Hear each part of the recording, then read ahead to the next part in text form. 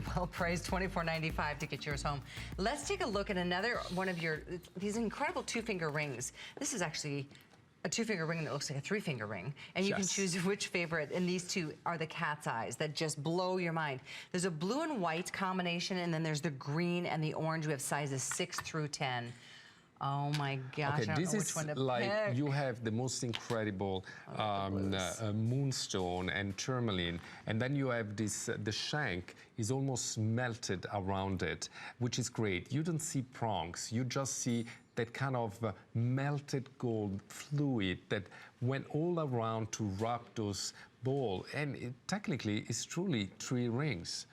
You have this fantastic combination which is so on trend right now with the green, with the yellow, and then of course the summery version of the blue and the white that is just fantastic in this time of the year. That has got so much presence. That is such a unique piece. People are gonna want to know you. Yeah, and especially because of the light of the cat's eye property, and also they will stare at it and and question, what is this? How is actually holding those balls in the ring?